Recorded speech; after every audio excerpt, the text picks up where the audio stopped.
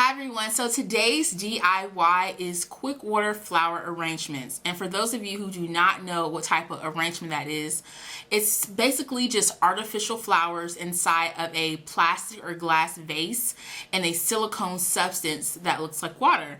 And you've probably seen these same arrangements in stores like Marshall's, TJ Maxx Home Goods, Ross, any type of craft store or any type of furniture store that sells, interior design supplies.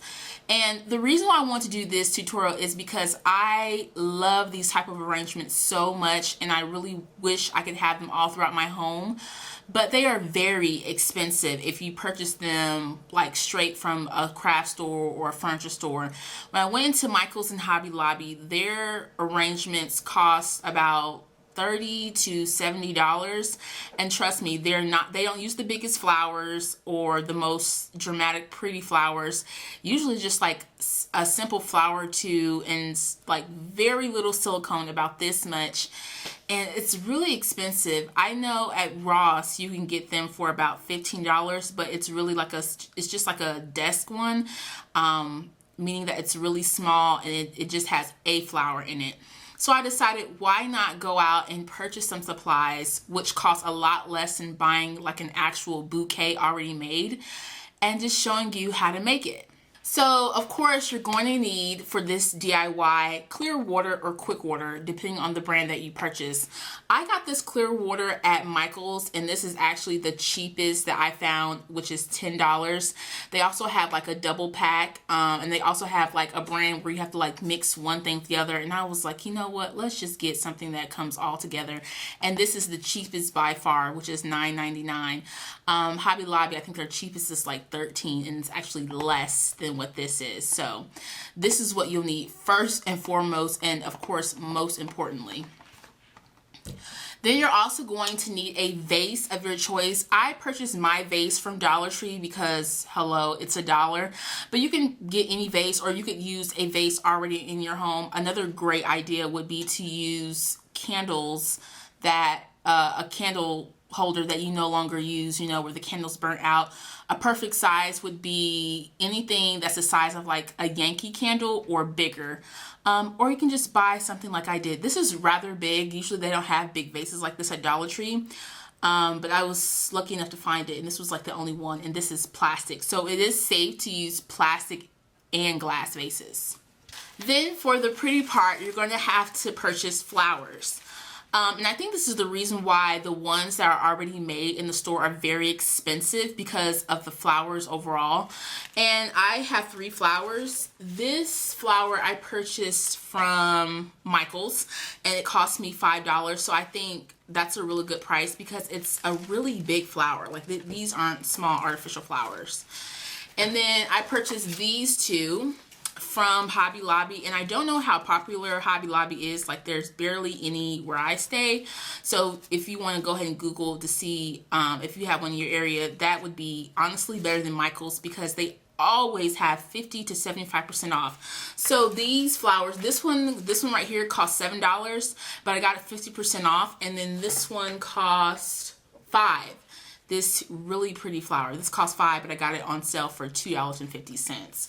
So those are the only materials that you will have to purchase if necessary. And then of course, you're going to need a pot, because you're going to have to boil water to actually get the craft water to work. Okay, so now I have my pot of water on the stove, and I put the pot on the stove empty, and then I actually stood the bottle up inside the pot. And what I did was I poured enough water until it reached about 2/3 height of the bottle. And then once I had that much water in the pot, I tilted the bottle over to the side.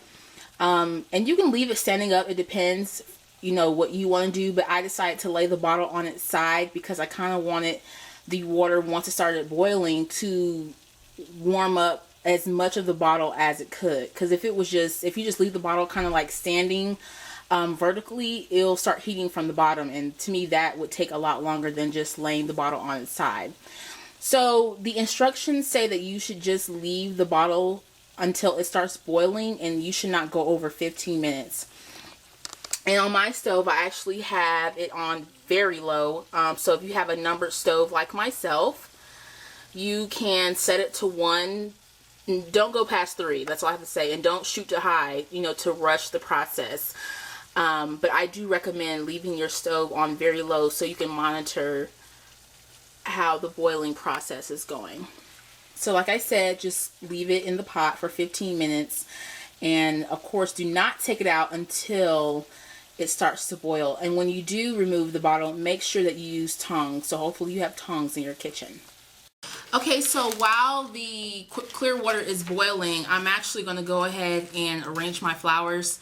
I've actually started bending mine. You have the option of bending the stems and then just putting them in the vase, or you can cut the stems down to however low you want. Now, the reason why I'm bending mine is because I do not have the proper scissors to cut this very thick steel that's inside of the stem. So they recommend that you use gardening scissors or some type of like heavy duty construction scissors, and I recommend that also because these things are tough. But I have seen some in the store where they are bent pretty well and then just placed inside the vase. So that's what I'm going to do because I don't have time to be using my I thought these were like really good. These were kitchen scissors, but they're pretty weak. So I'm just going to take this and bend as much as I can to put them inside of my vase, because my vase may come across as looking very tall, but it's not. So that's how my flowers are going to be inside the vase, folded, as you can see, once the clear water is. I'm going to pretty much put probably the clear water up to here, and leave it like that. And then once the clear water settles in, you'll see where I'm going to start bending them and arranging them to make them look more natural. Okay, so it's finally out of the boiling water, and as you can see, I do have a mitt around the bottle because it is pretty hot. Just in case I didn't mention, this is solid when you first purchase it, and then once you're through boiling it, it should be very liquefied. If it's still solid, you need to keep it in the boiling pot a little bit longer. I'm just going to pour it inside. Like I said, it should be really syrupy-like. So if it's not syrupy-like and it's still like really chunky, you need to put it back in the boiling pot because it needs to cook a little bit longer. Okay, so I have finished filling my vase up, and like I said, I was only going to fill it up 1/4 of the way with the craft water. And I'm not going to arrange my flowers right now because it's still kind of slimy. It's not as liquefied as it was just a minute ago, but it's also not hard. So I'm actually going to let this sit overnight before I actually start to like move around my stems and arrange the flowers the way that I want. This stuff is flammable, so don't try to, create this and sit it by your fireplace or anywhere else where there may be fire, or or in a room where it might get overheated at times. Try to keep this type of stuff in a cool area, just to prevent fires. So I'm going to let this sit overnight, and I will see you all tomorrow.